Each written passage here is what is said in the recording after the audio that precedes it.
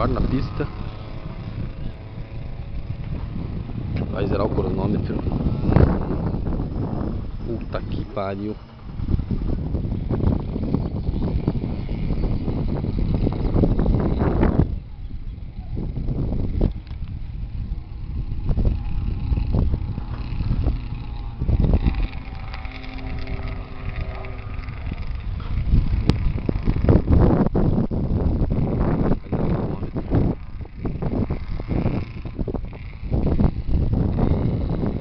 Passar na reta do box eu zero o cronômetro.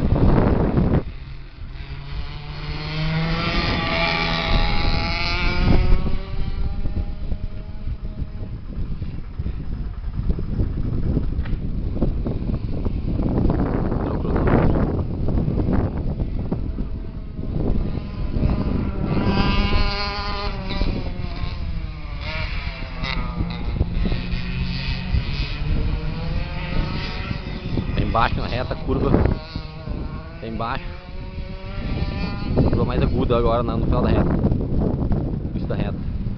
Vou pegar o retão agora, o retão do box.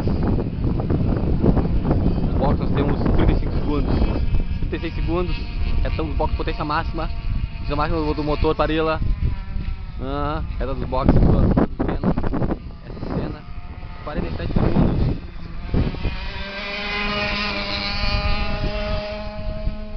53 segundos.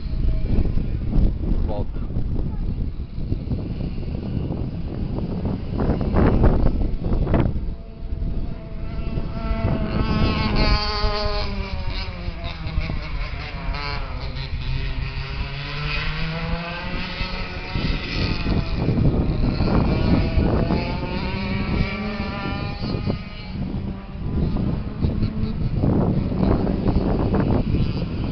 Máxima. Peguei o potência na reta. Vai lá Dudu na pilote.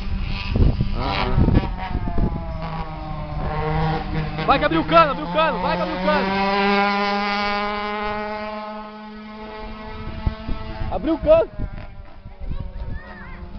Abriu o cano, Lu.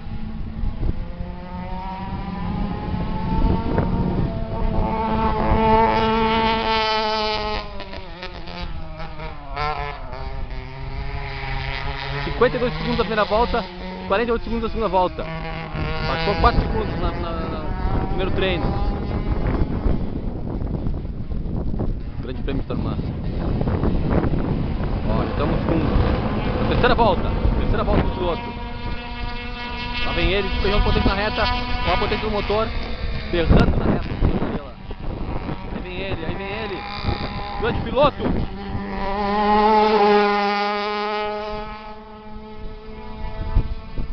48 segundos a terceira volta.